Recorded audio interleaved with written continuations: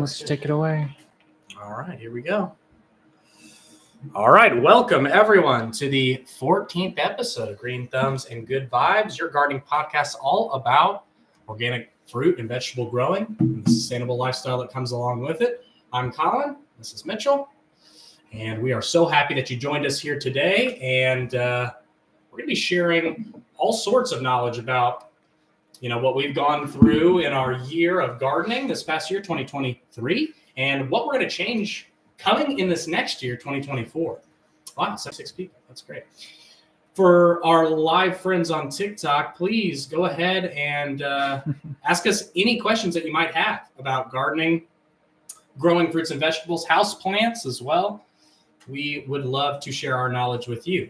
And as that continues, we're just going to go through some things. And as questions pop up, we'll try to answer them, basically. So let's get into it. Now, before we get started, we have our social media consultant here helping us out. I think we got a technical issues. Suggestion to kiss, but that will not be happening. It's not that kind of podcast. I was trying to put me in as a moderator. More so gardening related. Yes, absolutely. Lost connection. Okay, good. We're ready to go. All right, so to start off, are you ready? I have a surprise. I am ready. I don't know. I have a Christmas gift for you, Mitchell. Oh, well, thank you. I didn't get you anything. No, it's okay. I wanted to wait till we got on the live. Oh, cool. Open it up. I can't tell what this is. Like camo something. But the Christmas spirit here on the podcast. I thought it was pepper spray or something. Oh, your little tool. Yeah. Right. All right. This is an S tier tool for for gardening. Folks here on the podcast. Got a little. It's called an entrenching tool. It's like a half pick, half shovel, and it's my favorite gardening tool that Mitchell does not own. I do not have one. We are getting them in here with it. Time to build that wall. Oh, They're not a couple. no, we are not a couple. This is my wife here. My girlfriend is not here. I'm trying to make myself a Oh, moderator. so you got your pick on this end, and you got a shovel on this end. How does it tighten this right here? That collar. There. Oh my gosh, yes. I think it's like that's exactly what mine's I have been jealous. How do you tighten that? Just twist it. Well, thank you. I appreciate it. Man. That's very cool. And apparently it's got a bottle opener too. For those in the garden beers. This does? I don't know. What is that? What do you think? Oh, Doesn't it look like a bottle opener? yeah. Maybe you can tear string with it too. Like kind little of. cuts and stuff. Yeah, like a little scissor almost. Cool. Oh, well, thank you. Yeah, man. I use it Thank all you. the time. Okay, so let's get started here. So we'll just start kind of at the beginning of the year and go through the year. Hi. The family, the Ashley family's That's right. here. I was saying hi. So starting at the beginning of the year, did you grow anything last winter to harvest like at the beginning of this year? No, I was still in the apartment That's last right. winter, That's so right. Spring was the first time with my house. Yeah, where Yeah. I could really go all out. Great. So I did grow a little bit of garlic and onions that I harvested probably around March of this year. And it went great. Like, if you guys aren't growing garlic, this is something that I would absolutely recommend. Very easy. The only kind of downside to it is it's a long season crop. So if you are somebody who has like limited space, this might be something that you want to think about, because it'll take about 4 months to grow. And that's just winter stuff. It's just going to take longer, but the care is easy. They turn out great. The taste is awesome. Same with onions. And the funny thing that I found with both of those things is, like, don't be a helicopter gardener parent on those plants. Don't be worried about watering them all the time. Don't be worried about, checking on them all the time. It's just going to work out, because I did a whole crop where I didn't watch it very closely. I did another crop where I watched it all the time. And that crop that I didn't watch ended up bulbing larger onions than the one that I was more kind of honed in on. Mm-hmm.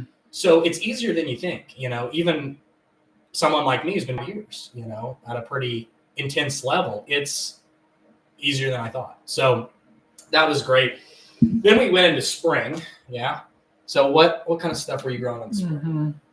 That's when you start like almost everything, like cucumbers. You kind of start the stuff for the summer too, like when they're little, like the corn, the okra start in the spring.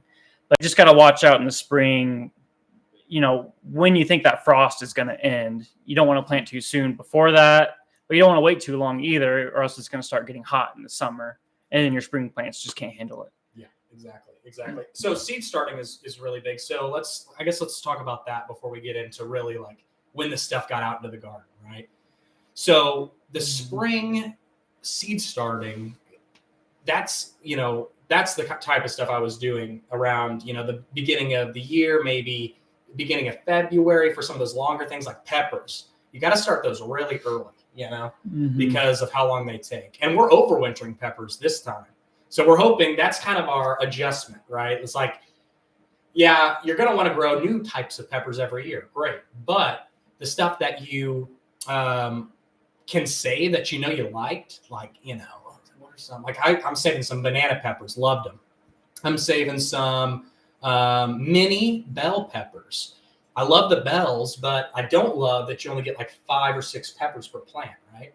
So what's great with the mini bell, same flavor, and you're getting 20 times the amount of peppers. I mean, they are just coming out all the time. And because they're small peppers, they're coming quickly off of the plant as well. They're ripening quicker. It's just a shorter, growing process altogether. So that's what I really liked about it. Yeah, and I like to pick those peppers early too. Like, you can let it sit on the stem for a month, and it's not going to grow too much. But may as well just pick it, let it start flowering more to produce more peppers for the season. Yeah. So, and that's something too, is like, as much as you can your best preservation tactic is leaving it on the plant, right? Like, because once you pick it, now the timer starts. Are you eating it that night? Great. You don't have to worry about it. But, then if it's even like a tomato or something, within the week, you probably need to can it, if you want to keep it long term. Whereas if I'm not going to use that tonight, I'm going to use it next week or whatever, just leave it on the plant. Most of the time, that's better. So in last spring, I started things like peas, a lot of things that, also are in the fall. So like peas, we're talking cabbage, we're talking lettuce, kale, spinach. I never have had good luck with spinach. That's going to be one I try to figure out this year. I haven't either. Yeah. No. Yeah. We'll do it this year. Yeah. It's just sensitive, so some people do great. And I think now that we both have a greenhouse, that'll be something that'll make huge changes to seed starting one. Because one thing that I've noticed, I don't know if you have, the lights are great, grow lights are great, but it's never going to replicate perfectly the sun. That's the ultimate grow light, right? So if it's in the greenhouse, you get to supplement those extra hours with the lights, great. Still you're getting, whatever 16 daylight hours, 12 to 16, right? Daylight hours. You're using the grow lights to achieve that if you don't have that naturally. But during the daylight hours where the sun is breaking through that greenhouse, then they get that full exposure, which just makes that transition from inside the greenhouse or whatever to outside much more successful. Yeah, I did a lot of just straight from seedlings to in the garden. Yeah. And they get too cold, they get too hot. They're so used to the house weather that they just can't deal with the fluctuations from the spring weather. All right. So some things we learned additionally with seed starting is got to have a fan. Yeah. Don't overwater, because a lot of people will see, their seedlings start to grow mold, start to, or like algae almost, like a green algae on top, which will sort of create like a hydrophobic barrier where you can't get water in the top. So, instead of scraping that off and trying to deal with it after it happens, having that fan and keeping the water plentiful, but it's not sitting in water, right? That can really help the process as well. Yeah. Once I had an algae bloom, like I just had to get rid of all that soil. Right. Like there was no fixing it. Everything had to go, unfortunately, starting with a fresh bag just bought from the store. And that's the thing too, is you don't want to have soil sitting out for too long. Yeah.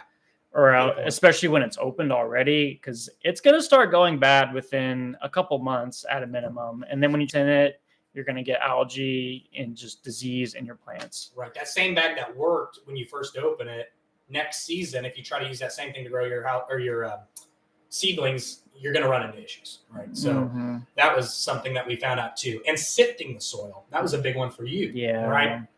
Getting those large particulates out of it, because it's not super important to get like a purposeful seed starting mix. If you want to, and you've had good luck with that, great. Find one that works for you. But what we found is it's really nice to get a high quality potting soil and then sieve out the larger chunks of wood, any clumps, and get that real fine matter, because the seedlings are sensitive to all sorts that's right, the classic. All sorts of things. Thanks, Ashley. Yeah, all sorts of things. It can be sensitive to light, like we said, and all these things. One of which is if it's trying to grow and there's a large piece of wood or something on top, it's going to have trouble moving around that, and it's going to spend a lot of energy that it could have used to be a more quickly successful seedling. You know what I'm saying? Mhm. So that's great. So then I started. Now we live in two different gardening zones. This is something that we should definitely clarify. So I'm in 9B, Mitchell 7B, Like 7A, 7A. think. All right, so there you 6B, go. 7A. Yeah, kind of. So our dates of planting are probably going to be anywhere from 2 weeks to a month apart. Me being 2 weeks to a month sooner than Mitchell, right? Mhm. So the higher, if you're not familiar with grow zones, the higher the grow zone number, the warmer the conditions are, right? The more Mhm. tropical we can say. Yeah, as you go more south, the numbers increase, That's it. basically, Yeah. at least in the U.S. Right. So, it goes all the way up to 10B is where we're at. So talking about that, when I say, I might have planted things like in the beginning of April, some of those might have had to wait till like the end of April to be really Mhm. successful for you. So that's something to Yeah, clarify as well. you don't even get much frost, right? And It gets down to 32, and that's about as low as it goes. Not too much Whereas lower. It's like 0 is like the lowest. you Yeah. can see, right. So in That's January, mainly- February. Yep. Yeah, and that's where the greenhouse comes in handy. that's right. I love it. So great. So then, we got some of that out. What would you say is your like most successful spring crop? Spring crop, probably the patio tomatoes. I think was Mhm. very good. I had 10 pots of patio cherry tomatoes, the little yellow ones, and every single one of them just did fantastic. Yeah. The only annoying thing was having to water 10 pots like almost every single day. Especially when it gets warmer, any potted plants that you have outside, vegetables or fruits like tomatoes, they're going to dry out so quickly. And especially tomatoes, whenever I dumped out those tomatoes like in the fall when they were kind of dying, the whole pot just had roots all throughout it. That's just soaking up the water. And what As you're pot watering. size was good for those sort of like dwarf tomatoes for you? I think like maybe about 10-inch tall, 6 to 8 inch wide, I Like- would say. like a About 1 a gallon. Yeah, 1 to 2 gallon. That's what I found was good. So, like, think about that. If you're somebody who has a nice, large like patio, I mean, they're called patio choice, right? So Mhm. you don't have to have ample space or even ground. I mean, patio choice is one that I would personally recommend to anybody saying, "Oh, I can't grow that. I only have an apartment with a patio on it, with a little balcony or something." Mhm. Well, you can. And the great thing, one thing we learned too here at the beginning of the year when we got those patio choice, and then at the end, is that they can handle the cold a little bit better, and they can handle less sunlight because it's just taking less energy altogether to grow a tomato that's like a 1-inch circle as opposed to a 1-pound tomato. It's going to take a lot more sunlight hours and a lot more energy from the plant. Yeah. So that was great. I always have issues growing the big tomatoes. Yeah. Because what's it called? Bottom rot, basically. Like if you water your tomatoes too much or too less, the tomatoes can start to rot at the bottom. And then it's not completely useless, but who wants to eat a tomato that's kind of rotting at the bottom? I mean, you can cut it off, but yeah, it's not that great. So cherry tomatoes, just they grow so easily, and it's just more fun to pick a cherry off, eat it, as you're walking throughout the garden in the morning or whatever. Do you do any gardening? First question here. I know. I sent that. Oh, great. Nobody did the little. Oh, I see. It was like a poll. The poll only lasted for like a minute, so I should have done it longer. Okay, I'm leaving. We do a lot of Thanks. gardening. Yes, we To do answer a the lot. poll. Awesome. Thank you, All right. social media coordinator. Yes. Always, Thank you. yeah. I'll be monitoring. Appreciate it. Great. We'll keep an eye on the comments. If anyone has any gardening comments, let us know. Yeah. We are Something your that you people. learned, something Yeah. you want to learn, let us know. Mhm. So that was great. Probably my best fall. Let me think. I did really good on lettuce this year in fall. So Mhm. I was able to grow quite a bit. And the great thing about lettuce is like, man, just pack those things together. Spacing, the way that I harvest, I should make that clear, is, I'm not harvesting a full head of lettuce. I'm just harvesting what I need sort of when I need it, right? Mhm. So I'll pick off those outside leaves, and then the plant goes from this large, right, to this large. So if you're going to harvest like that, spacing can be adjusted for more plants, therefore more yield, right? I've even seen people seed their lettuce in like a furrow, a big row, and just seed it and let it come up. And that's like a baby greens sort of, Mhm. method where you can get these little bit younger, sweeter, more tender leaves, but in a huge amount. Obviously, the trade-off is you're never going to get the full-sized head of lettuce at that point. So my favorites this year were romaine and butter crunch. They did really, really well. So then something that we changed in the spring is, probably for me, it was getting started earlier on the summer seed starting during that time. I was so excited to get things out. I started some seeds that really I should have waited to plant till the summer. I started them too early. And like you were talking about, they got too cold. It was just didn't work like as the well. corn, especially stuff like that loves the heat. You can't plant it too early, and it grows quick too. Since corn is a grass, right? I mean, it's going to grow real quick. So then, in summer, going to the summer crops, larger tomatoes. We tried a one called the pineapple. Pineapple tomato. That was delicious, really good. I grew some black creme tomatoes, which really nice. They end up with like a almost black. Mine were like dark purple color on them once they're ripe. Really good. Those did pretty well in my native soil. I probably want to pop those up next year because in my native soil, it's very clay rich. And, we're talking about the blossom end rot. Well, the same thing can happen to the roots, not just the fruits, but the roots. If they're sitting in the water, it can cause some rot to happen.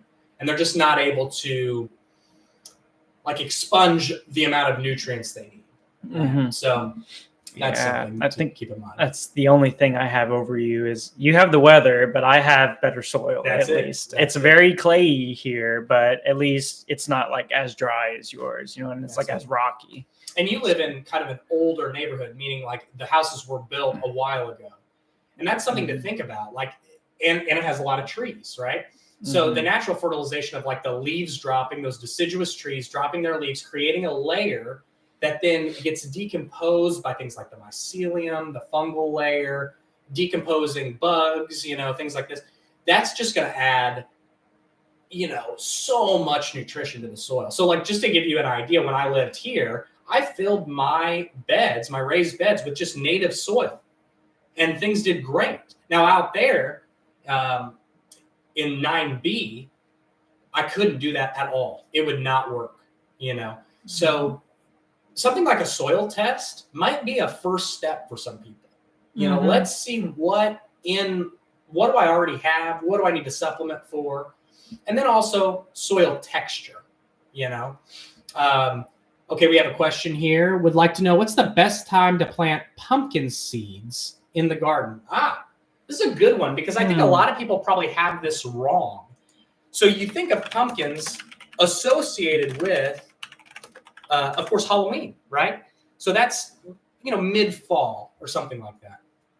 Well, that's when you're harvesting them, not when they need to start growing. So a lot of people will plant them in the fall, unfortunately, they won't get enough growth out of the plant in time to do it. So it looks like late May in most places is a good time to plant. So we're talking, give it the, oh, okay, hold on. Okay, here we go. Sorry about that. So go ahead and get those seeds planted before it gets really hot. The pumpkins like that. They can handle the heat.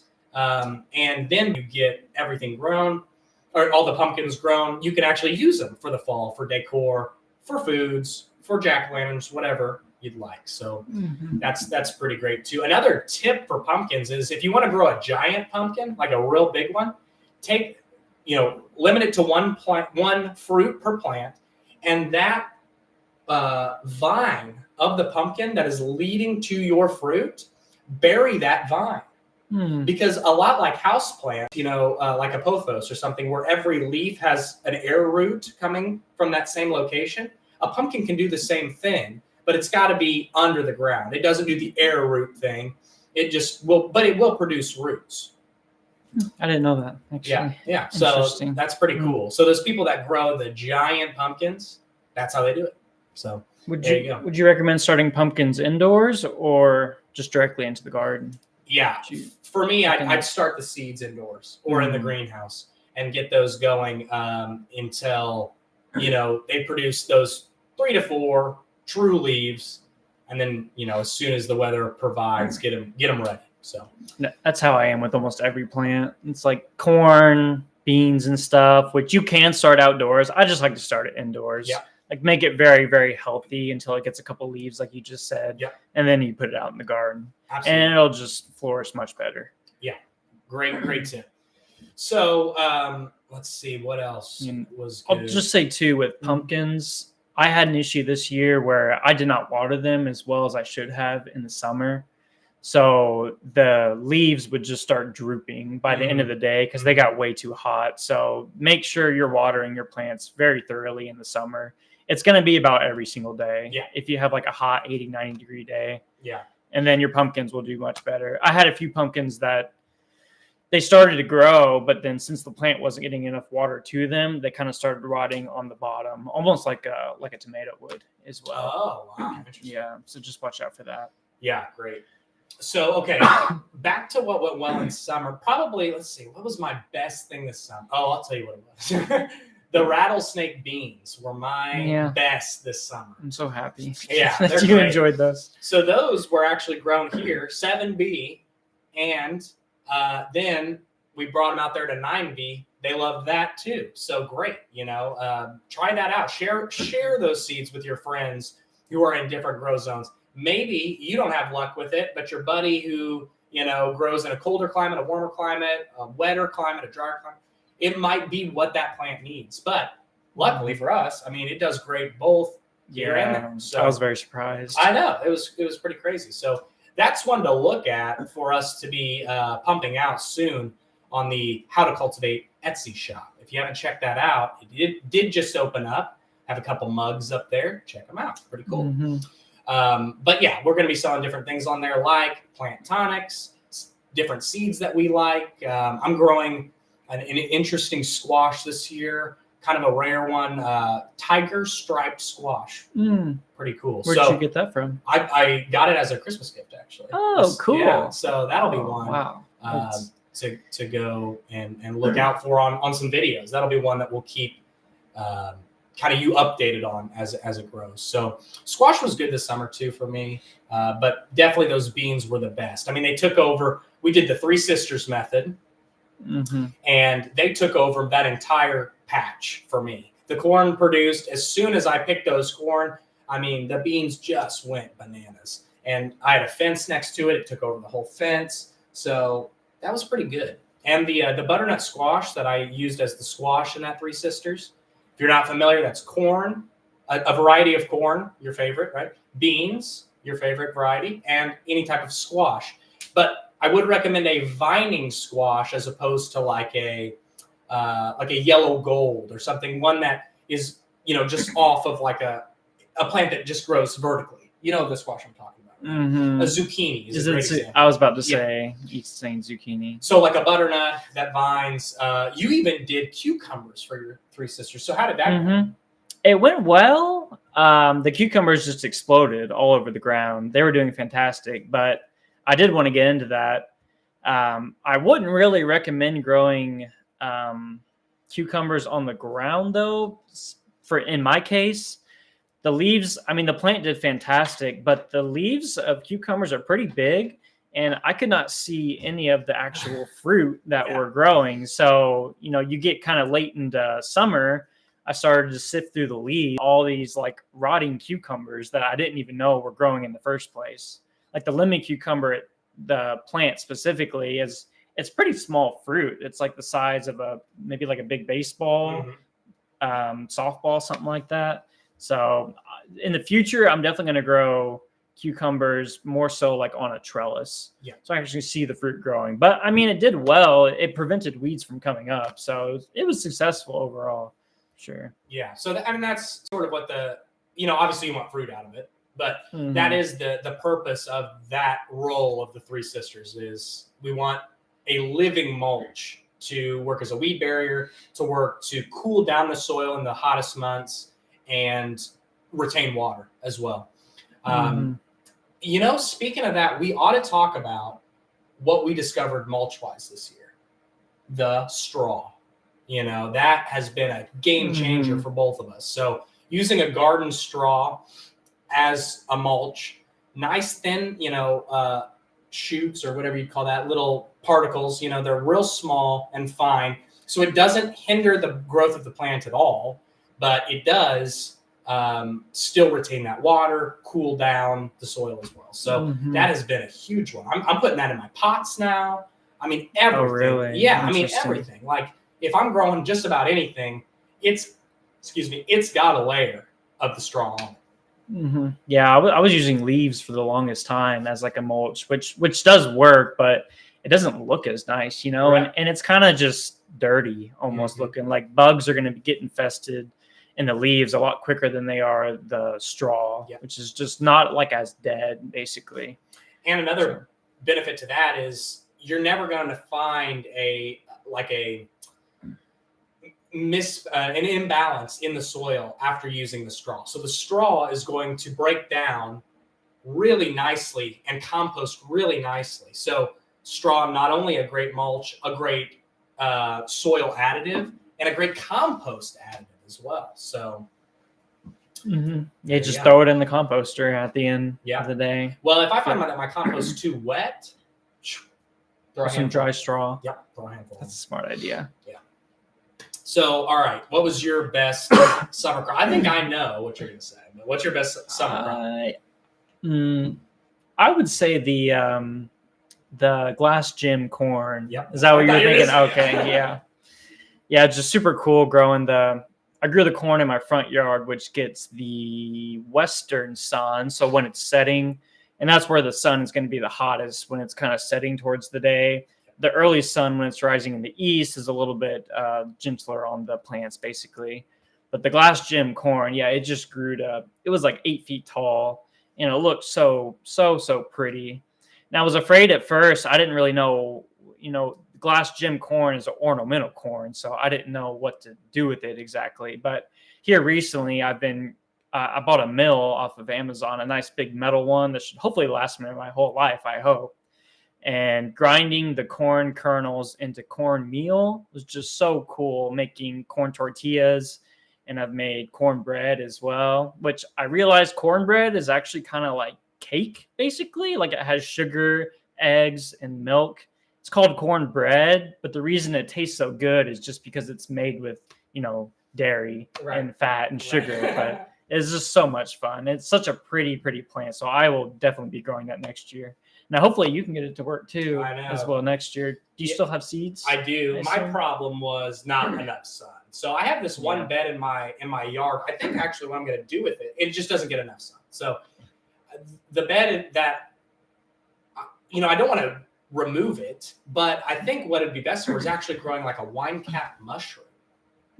Yeah, so you can. I want to grow mushrooms. You can mix in like mulch, wood chip that that straw that we were just talking about, great. And then the mycelium and just kind of like a lasagna, just like a layer of straw. Make sure it's nice and wet. Layer of wood chips, water that in. Go mycelium next. Another layer of straw, wood chips. And the mycelium will spread through that, and then those mushrooms will pop up. And they just don't need nearly as much sun as like your regular vegetable. And benefit a lot of protein in mushrooms. So great. Mm-hmm. Protein, really? Uh-huh. I didn't know that. Yeah. I was thinking about growing mushrooms like in a shaded area. Mhm. I was just you saw me Google if mushrooms need sunlight, and Yeah. apparently not. So There you go. it'd be nice for if you have like a shaded area. It's kind of hard to grow. Plants like tomatoes and peppers need a ton of sun. 8+ hours a day, but in the shaded areas, if you want to grow edible stuff like we love to do, then that would be a perfect fit for it. Yeah. Great. All right, so that's summer. Going on to fall, a little bit more fresh in our minds, right? What do you think has been doing well for you in fall? In fall, probably honestly, my you already talked about lettuce, but my lettuce in the fall did very well as well, except when it started to bolt. Like when you get a really hot day in the fall, and then the lettuce bolts and just tastes so Bitter. bitter. You can't stand it. Right. But the lettuce did very well in the fall, and my beans were still producing in the fall, like the rattlesnake beans as well. The yard-long beans, which are very cool, are doing well in the fall. I had that algae issue with like the broccoli, the cabbage, all those kind of fall plants is where the seedlings didn't do too well. But now I figured it out. Next year, it'll be even better. That's it. Yeah, so my fall stuff, the thing that I found difficult is like the timing of fall is probably the most important out of the timing of any of the other seasons, right? Mm-hmm. Because any seedling likes it to be fairly warm. But then when they start to, get to the point of, okay, the leaves are full size, we're starting fruiting. The things I'm talking about are like broccoli, cauliflower, cabbage is a big one. These things like a little heat when they're young, but then as they start to develop, that heat is going to be pretty much detrimental to the growth. So you've got to get that timing just right. End of summer, just as it's beginning to cool down, that's when we want to plant those. So we're starting things kind of in the middle of summer, seed starting wise, in the middle of summer, that we won't even be planting until maybe, I don't know, late September, October even. So that's something to think about too, is, okay, not only am I thinking about what's in the garden, but keeping the garden producing as many months of the year as your zone allows. And luckily in 9B, after being there for a few years, I've been able to grow something in the garden 12 months out of the year. Now, that doesn't mean I'm harvesting 12 months out of the year, but I probably am harvesting 10 months out of the year. So this is really, really great. Big movement now. Let's try to be more self-sufficient, right? This is big. Let's try to get away from the grocery store things that we're not sure about. It says organic. What does that even mean sometimes? Was it organic last year, in the same place it was grown? That can affect things. Fertilizer, what you're using. So just for our friends who are new to the live, feel free to ask any questions about gardening, vegetables, fruits, as well as houseplants. These are all the things we're going to be talking about. And we're going over what went well this year for us and what we would change for 2024, what we will change and are planning on changing. So, that's one of the most important things I've realized through this year is starting your plants early enough for the next season that's coming. Like in the middle of summer, I'm not really thinking about fall. Right. Like I'm harvesting my corn, my cucumbers, but fall's going to be coming in a couple months. So you got to get those seedlings started indoors. So when the temperatures start to cool down, you already have a nice looking seedling that's going to flourish in the fall. And it's better to start them too early than too late, because if you start them too early, worst thing that happens is, hey, we pot it up into a larger pot. We get those couple extra weeks in a larger pot, then we put it outside when the weather allows. But you start them too late. Each day that you're starting it too late is a day that it's not growing outside. basically. So Mhm. that's what we would definitely recommend, is always be thinking. And the midsummer is the worst because the garden almost gets overwhelming with keeping up with the harvests. It's You a know, lot. you're like, It's I a can't lot. even think about a single other thing in this garden, you know. But sure enough, it'll come around and you'll be like, man, I don't want it empty, you know, and you don't want to fall behind on the Mhm. time too. So Yeah, and I found plants can withstand the heat decently as Mhm. long as you keep them watered like every single day, maybe even twice a day if you have like a 100-degree summer Yeah. day. But plants cannot survive the cold very much. Yeah. If it goes below freezing, like they're dead. Yeah. That's all there is to it. So yeah, you do not want to plant too late in the fall. That's something I ran into. I bought like a bunch of and Mhm. broccoli, cauliflower in like September, hoping that I would have maybe a month or two to let them start growing in the garden. And then we had a big freeze in October Mm. and they were just done. That's it. They Yeah. didn't get to grow much at all. So moving from then fall into winter, you know, we've been doing a lot of interesting things in the winter. And with winter, there's not a lot to talk about. So I think we're going to talk a little bit as well about how we're utilizing the greenhouse, you know, what accessories we're adding to make it able to be utilized during the winter, and what things that you might not think you can grow really would do fairly well. So we'll talk about what's outside, but we're also going to talk about what we've been doing to kind of outfit our greenhouses to make it growable in the winter. So this winter for me has been one that I have just gone all in, you know, like we talked about the onions and the garlic from last year. I probably grew a total of a few months worth of those plants in the beginning of harvested in the beginning of this year, end of last year, end of 22, into beginning of 23. So, you know, a couple months worth of onions, couple months worth of garlic. But this time I'm probably growing 100 garlic, you know, big bulbs of garlic, hopefully. And I've also diversified. And if you are interested in this, check out the How to Cultivate YouTube channel for a full breakdown on what varieties we planted and exactly how we planted them. That one would be in the zone 9B grow zone. That's what we planted them in.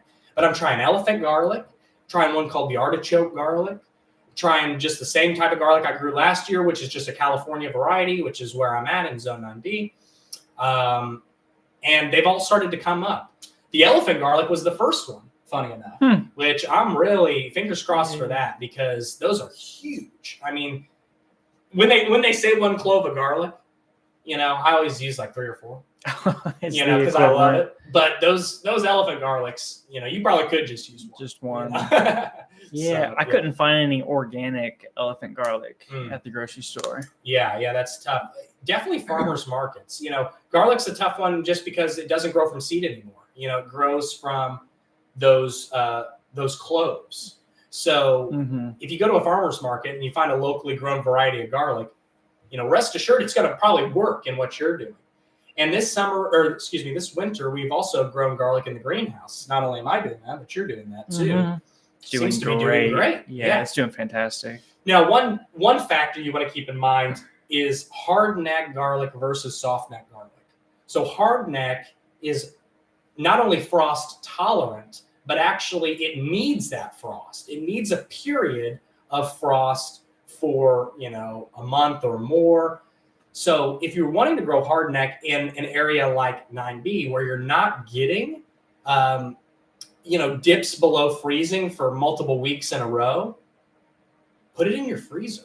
It'll do it. It'll do it. And it'll trick it into thinking, oh, here's the cold time. Then you put it out, you know, in your normal conditions, you know, for me, it's like low 50s during the day, maybe 40s, low 40s at night, right? And then it'll start to grow right away and you can still get it to work. Just takes a little bit of extra effort. But soft neck will work.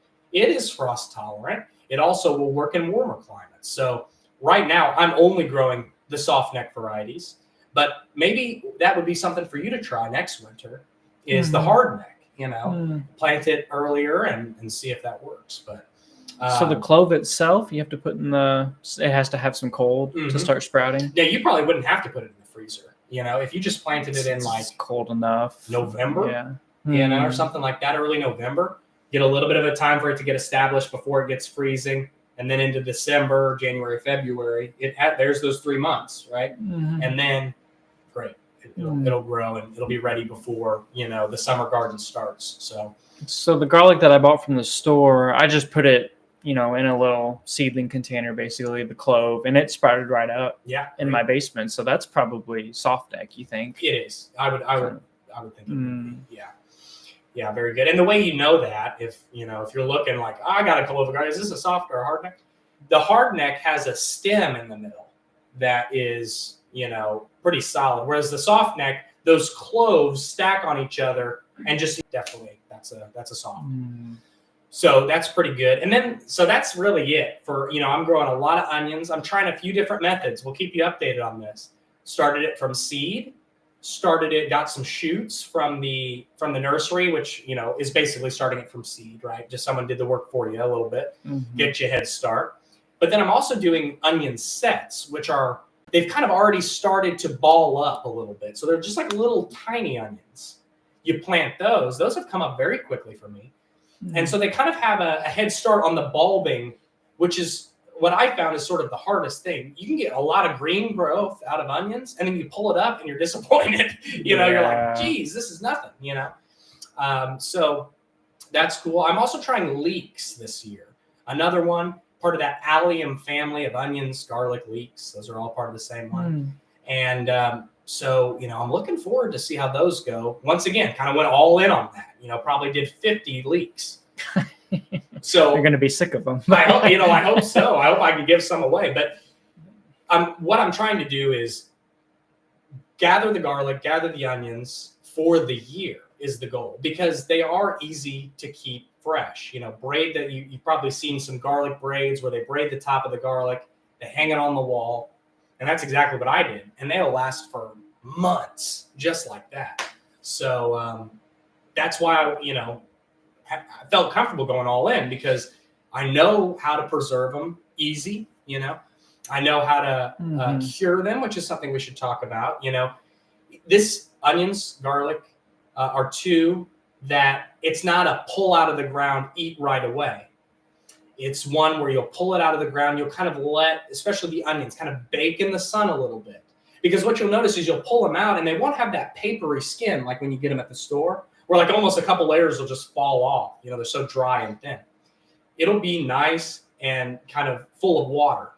So you let that kind of dry out in the sun a little bit, and then you just put them in a dark place for the onions. Great. Same thing with garlic. But that's easier. It's a smaller root or whatever you call it altogether, smaller bulb altogether. So, those will dry out even quicker. So you can let onions see the sunlight. That's okay for them to dry out like that. Because I'm thinking of potatoes, where if they see the sunlight, they're going to start turning green and like becoming, poisonous. Right. Basically. Yeah. They start to produce bad stuff. No, you gotta. Now I did have some that, I left them out for too long and they got mushy, so they started to kind of rot a little bit, but they won't turn dangerous, right? Like a green potato is. So okay. So then, it's my first time doing garlic and onions, basically. Yeah, but I'm excited. So a great thing to do is like take your old trellis or something, with a knife, if you have like a chicken wire trellis or something like that, and just feed the stems through, having the bulbs kind of stay on top, and then lay them out like a table. And don't put them in like baking in the sun all day. Don't do that.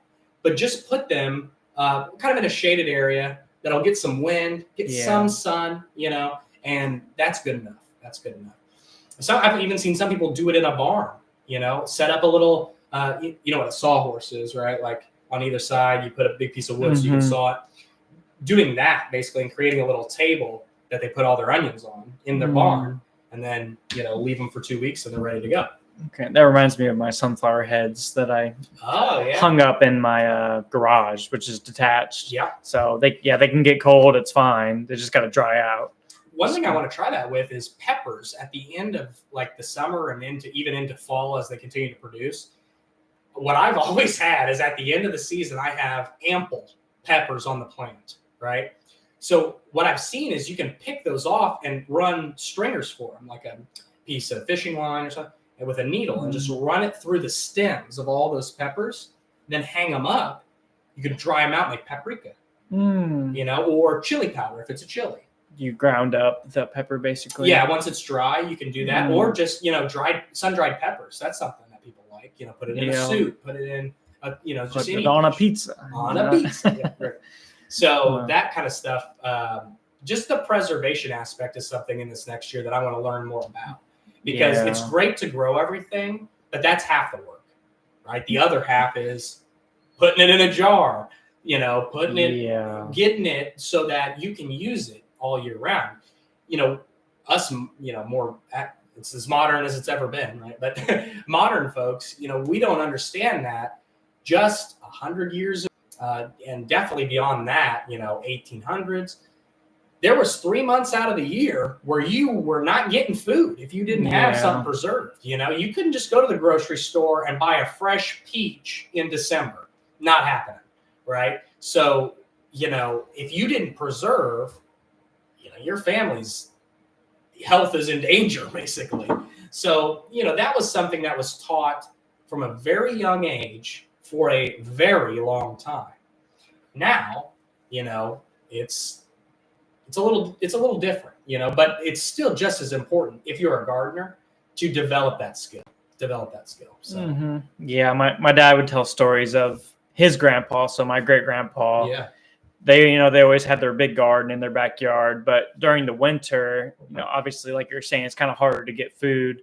So they would go hunt squirrels. Oh, there you go. And take them home and cook them. Yeah. For some, you know, free food in the winter, basically. That's crazy. Yeah, I had a similar story. Like my grandma would tell me about just how delicious it would be and what a treat. Like in the middle of winter, her mom, right, would take out the preserves and make a pie. Oh, and just in the middle of the winter, like a peach cobbler made from preserves in the winter. Like it was just, I mean, just imagine the dopamine, you know, from a pie like that, you know, just, so sweet. Delicious. The flavors are, you know, something that just we're not getting much, right? So that was really cool. Yeah, I had so many blackberries this year from my whole backyard. The whole back fence is just covered in blackberries. And yeah, I wish I would have preserved more of them. So then at times like now in December and January, that sounds so delicious. Yeah. And I've just gotten into jams this year. You know, we did pomegranate jam. Man, you'd never think that was that good. You know, pomegranates, they're okay. You know, they're pretty good. But that jam, funny enough, I pair it with meat, like a charcuterie board. It's like the perfect little jam to have on a charcuterie board. See that little sweet with the, you know, the meat. Yeah, and some recipes of barbecue sauce use pomegranate. Isn't that weird? So, you know, it works for sure. So just try those things out. Apricot's another one that, and pomegranate is a little bit involved as far as, you know, because of the areas, all those little seeds inside. Got to get through those. So I bought a mill different than your mill, like the flour mill. This is just called a food mill. And it basically is like a cheese grater with like a crank on top that pushes the stuff that you put in the bowl into that grater. So I'm going like this, and then at the end, I just have a bunch of little seeds. Throw it in the compost, easy, you know. And out the bottom comes, you know, obviously the juice, but also sort of like what you call like the pith, like a little bit of the surrounding layer of that seed, and that's actually what has the pectin in it, which is the thickening agent for those jams, so that it's not. Thank you so much. Wef Jinger. Yeah. Thank you. It says great live stream. We appreciate it. What was I saying? Yeah, that's what has the pectin in it. So that right there is what's going to cause that jam to be the consistency you want, be a little bit thicker, right? So that's something that's really great. I also did pickles this year, kind of going back a little bit longer. Man, those are easy. And to have such a unique kind of thing in your fridge or in your pantry like that, you know, the pickles that I made were out of Armenian yard-long cucumbers, which really going back was probably my best summer crop, now that I think about You had so much. So You- many. I was getting a dozen 1-foot cucumbers a week off of my plants, and I planted like 4 plants or something. Yeah, It was- the horses got to eat them too out there. That's how many we had. Just had to do something with them. Yeah, You don't had want to to do put them to something. waste. Right. So there you go. Just had to give them away basically. And I even had some left out that, went bad before I could use them. Should have made more pickles. But anyway, you're not going to find, what I was getting at is you're not going to find a pickle recipe, from what's like a pickle brand that everybody knows. Your regular dill pickle isn't going to be out of that variety of cucumber. So you're not going to find that in the grocery store. But it is amazingly delicious, and make your own relish, make your own pickle medallions, like for burgers, make your own pickle spears. And, lemon cucumber's another one. I did the spears out of the lemon cucumber. It's going to be hard to find that anywhere. Yeah. But man, if you're growing an ample amount of them, stock up. You can stock the neighborhood, man. I tell you what, if I made pickles out of all of those Armenian cucumbers, I could have, fed the city I live in or something. It's Next year. I know. Next, Now that for we sure. know. Yeah. Both those cucumbers again. I don't know. I mean, lemon was okay, kind of fun. I'm actually trying to grow, and we're getting to this next, summer garden and winter. I'm growing the lemon cucumbers right now. Me too. And they are rocking it out. I mean, they're doing great. I didn't want to grow the yard-long cucumbers in my greenhouse. I don't know how that would. Yeah. There's just not enough room. Even now, like I have a 5-gallon pot, 10-gallon, I think it's 5-gallon pot that I'm growing one of these cucumber plants in, and I've strung that plant up to the ceiling and had the vine wrap around that. Oh, So that's cool. it's taken, it takes up a lot of space, but it'll be interesting to walk into that greenhouse when that's all grown, like February 1st, I'll be walking in, picking a cucumber maybe, Yeah, it'd be fantastic. Super cool. I can't wait for the spring too to bring those plants out into the garden See too, how long and they they're last. already going to be huge. Yeah. So they'll just do fantastic in 2024. Great. Excited. So let's talk about the greenhouse now. So we've started, and if you're not familiar, check out the How to Cultivate YouTube channel. Check out the How to Cultivate TikTok. These are all, updating every 2 weeks on this project. But we're trying to grow as many summer garden vegetables, in winter as we can. So some of the things are, those same patio choice tomatoes. We're trying peppers. We're trying cucumbers, corn even. Right, and then some fall things: peas, cabbage, Some beans, Brussels bush sprouts. beans. You have beets as well. So it's going pretty well. And here's how we've set this up. Both of our greenhouses are pretty similar setups. We have a heater. We keep it at 65 degrees. Mm-hmm. We've got lights because the daylight hours are an issue in the winter. So those daylight hours are quite short. I think we just actually passed the shortest day of the year here a week or two ago. Mm-hmm. Solstice. The solstice, that's it. And so those lights are essential as well, And while I'm visiting here, I've even set my greenhouse up on an automatic watering system that I can access from my phone, set a timer, and I'm doing, let's go here. And I'm doing about every 2 days, we're watering it for about 5 minutes or so. So that's been great. It's working really well.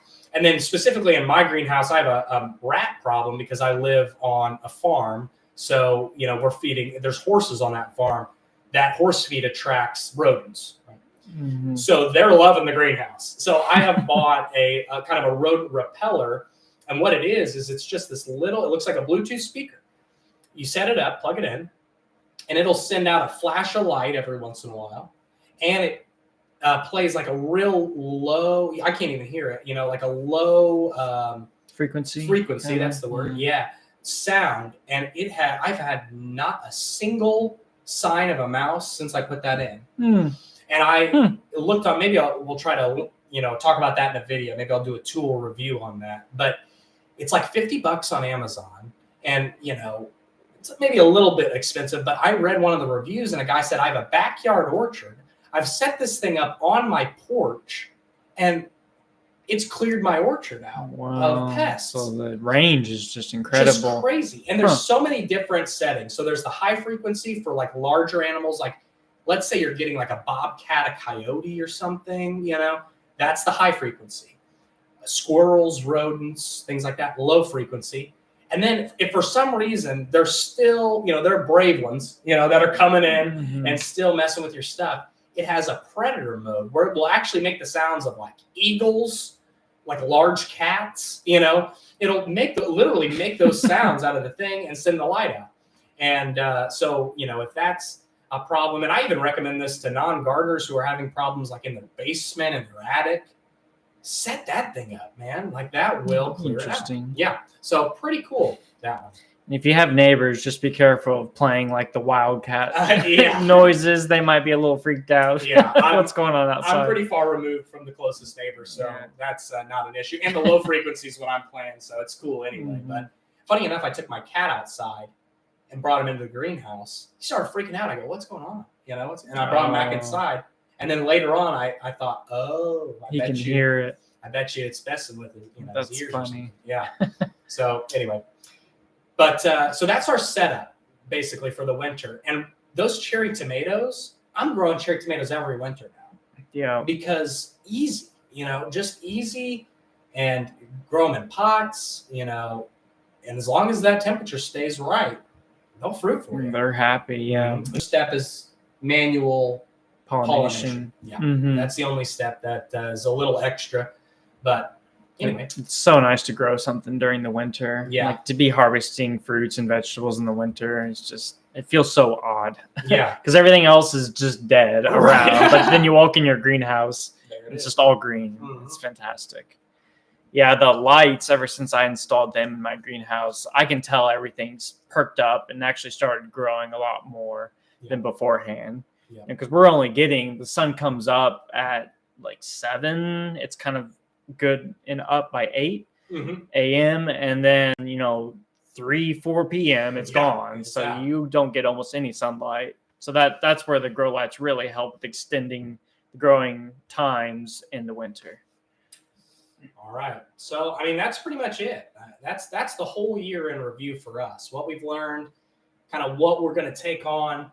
Let's go through, let's say one, like our favorite variety. Maybe not what did the best or whatever, but what we enjoyed Mhm. growing the most, what we're most excited about growing for each season next year. So, starting with spring, I'd say, let's see, what am I most excited about growing in spring?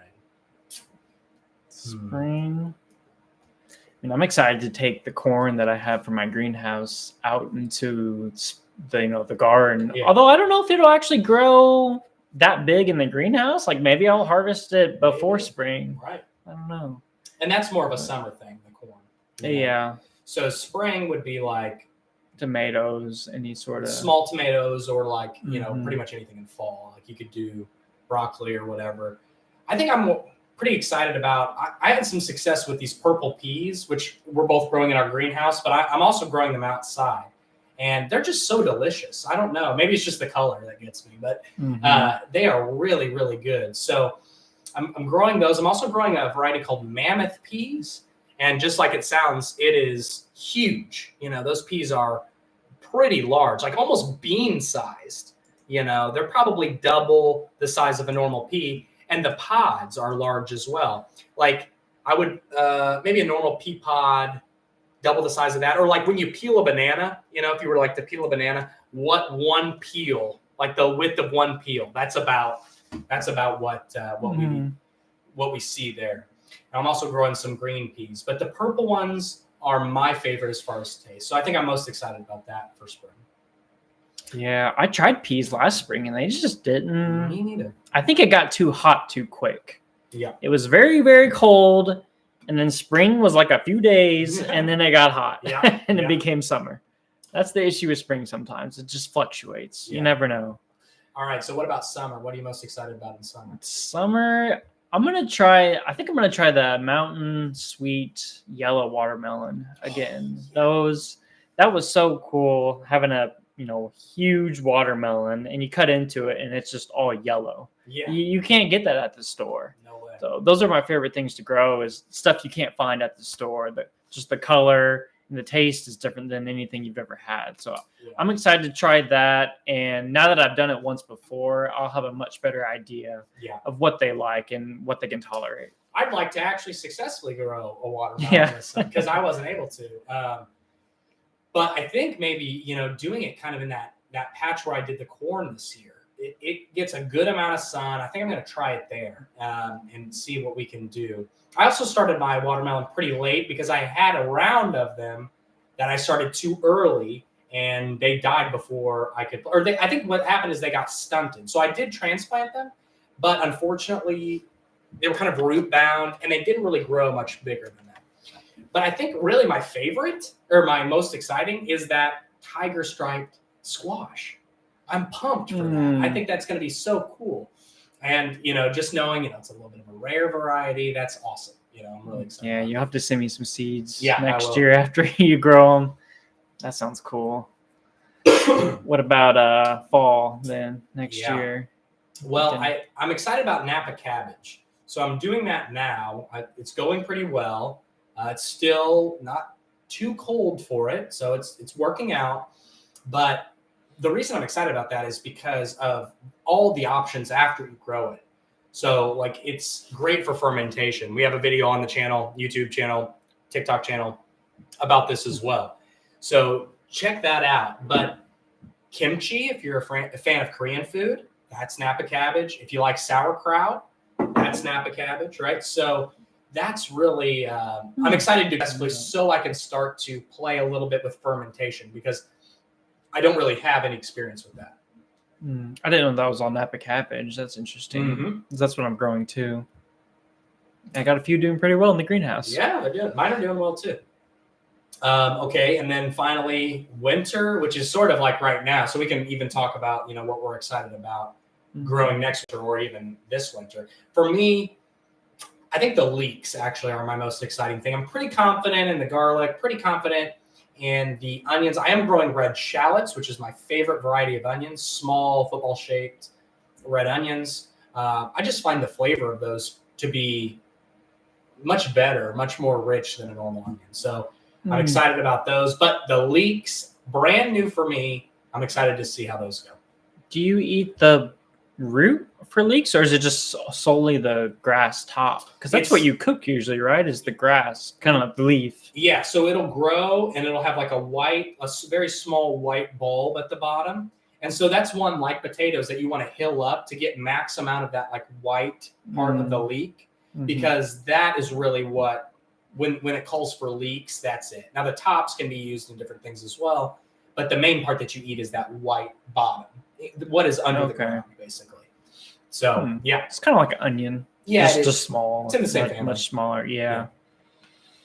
This winter, I'm excited for just my regular old store-bought garlic because it's my first time growing garlic. Yeah. And I just went to the grocery store, and looked for whatever organic garlic they had.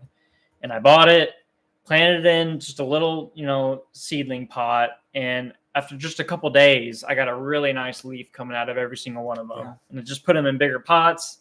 Now they're in the greenhouse, and I'm just super excited to have my own garlic that I've grown at home, because I've never done that before. I just love growing or eating food that I've grown myself. It's just so satisfying. Yeah, and I actually you reminded me, I meant to say this earlier, a lot of people know, even people who haven't gardened very much, they know the difference, or maybe not at all. Maybe someone's just giving you one of these. The difference in taste between a store-bought tomato and a homegrown tomato. This is the most well-known example, but that's everything. That is everything. I mean, it's just so much better when it's grown at home. From pumpkin to watermelon to garlic, it's all better when you grow it yourself, and you know where it comes from. So he's saying organic garlic at the store. That's what's important, because if you buy a non-organic garlic, what you'll find is some of them are sprayed with like a sprouting suppressant. So you won't get them to sprout in enough time, or maybe at all. And so that's really tough, right? So you want to make sure that you buy organic, because then you have the best chance of not having any of those sort of interrupting chemicals, and you don't want to eat that anyway. So that's why you want to do that. But try to grow some stuff, guys. Like in any type of space you have, you can find even herbs on the windowsill. Yeah. Start there, something easy, and get growing, because it is truly probably the most rewarding hobby I've ever had. it's had, and it's more than a hobby now. It's my Yeah. job, but yeah, I mean, absolutely, it's so rewarding, and to help other people with it too. I do some things at school, young, like elementary age schools. I also do on the other end of the spectrum, older assisted living facilities, and all ages I'm seeing it. They're all getting excited about what this could mean. The possibilities of when you see that first thing grow and you try it out. The kids, I say, who likes kale? Some of them love it. Some of them say, no, I don't like kale. I would say no if I was Right. a kid. Yeah. Me too. I mean, that's normal, I think. Those California kids, Yeah, got they the grew kale up chips or differently. something, they like it. But I have them. I say, just because we grew it, just try it once. And about 50% of those kids who say, I don't like it, try it and say, actually, this tastes better. I like it. Mhm. How cool is that? So seeing those possibilities and, maybe they start helping their parents in their garden and just getting that back into the normal, that being normal in society, growing your own food, enjoying that food, sharing it with the community. That's why we do what we do. Mm-hmm. Even like 50 to 60 years ago, like almost everyone had a garden in their Yeah. backyard, and they would grow their own, vegetables, things to grow. And it's just not as popular anymore today. But yeah, we're bringing it back. That's it. We're doing it. Yeah. And, after the war, there was the victory gardens. Everyone said, Yeah. let's start growing our own stuff. And I mean, just think about that. The pressure that relieves from the grocery store. There are all these talks about places that are called food deserts, where like you're in a downtown and it's hard to find real fresh stuff. The best you got is maybe a Whole Foods. And even then in our downtown, I mean, you cannot find a grocery store. You have to drive to find a grocery store quite a ways. I used to live down there. So, I know how it is. And so just having that little bit of self-sufficiency is awesome. We would recommend it. Mm-hmm. Yeah, my neighbor, it's nice sharing too the food that you grow, because if you grow successfully, you're going to have a ton of vegetables. Yeah. Even just a couple like okra plants, for example, you're going to have way too much than you can eat. Yeah. And my neighbor, I grew a bunch of sweet corn this year, and he was just so excited to try it because he's in his 70s, and he kept saying it reminded him of his childhood when he used to go in his grandpa's garden and eat the fresh corn off the cob. So it's just so satisfying helping people out in your community too with the food that you grow. Man, and if you don't know your neighbor, bring in a basket, of the fresh stuff. You say, that was grown right there. You're instantly loved. That's it. It's not hard. So, all right, guys. Well, I think we're going to wrap up the 14th podcast here at Green Thumbs and Good Vibes. I hope you enjoyed. We have, as you would assume, 13 more of these on the How to Cultivate YouTube channel, talking in more detail about, I think, every season that we've talked about here. We have done a devoted podcast when we were starting those seeds, talking about every variety that we grew and exactly how we thought that they were going to go. And, now we're telling you how it went. Go back, check those out. Maybe you'll get some fun ideas.